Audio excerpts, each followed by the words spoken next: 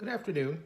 I wanted to share a few quick thoughts on something that's given me a huge advantage in the real estate field over the past few years. And that one thing is understanding the basics of financing. Just a couple of examples of what I'm trying to get at is I met a couple of people a few years ago who were looking at a rental. Um, they're very interested in this rental. They were asked to fill out the lease. And when we got to it, I just simply asked them, I said, is there a reason you guys are not buying and you're renting instead? And they admitted to me, they just said, well, we went down to the bank down the street and they told us for such and such a reason, we just don't qualify right now, so here we are renting. And I was able to say to them with relative confidence, I said, if I can introduce you to someone today that can get you approved to buy a house, would you rather buy? And they were like, hell yeah.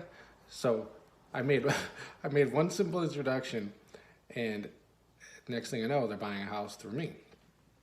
Another example is going to be I met another person about a year or two ago who had reached out to me online to look at a specific house.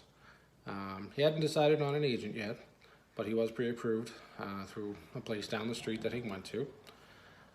We got along very well at the showing, so at the end, I just simply asked him, if I can introduce you to someone who can get you a better deal on your mortgage, would you work with me as your agent? We shook hands. I made the introduction. Next thing I know, he's my client, and he did buy a house through me. Now, some people ask, why is this the case? And I mean, the short answer is that a lot of people don't realize that not all lenders are the same. They have different structures, different programs. Psychologically, I kind of break it down into three groups. And keep in mind, this is very general, but in general, there's you got your big banks that do, they do your car loans, your savings. They're not mortgage specialists, but they do lend their own money. Sometimes they have these very niche special programs. The second group is going to be what I call mortgage companies. They're similar to the banks in the sense that they lend their own money and they have all the programs. But the difference is that they specialize. They only do home loans. And more often than not, they have everything they need in the same office to facilitate this loan. It really makes them a powerhouse of lending. The third group is what I call mortgage brokers. Now, mortgage brokers are a little bit different because they don't lend their own money. They're third-party facilitators. I guess you could think of like Priceline.com is a good example.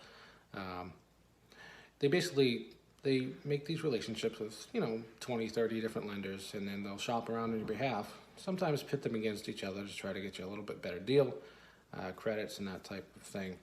The point being that each type of lender has its own advantages, whether it's special programs or the systems in place or getting better deals.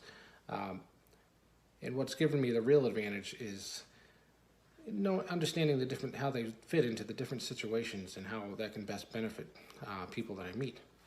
Because at the end of the day, my job it's really just simply to do what's best for people. Because I found that whenever I do what's best for people, people will begin to trust me. And people that trust me will usually become my clients. It's really just a win-win situation. If you have any questions about, financing options or where you might think you fit in, I'm always glad to chat. Send me a message and let's talk. Thank you.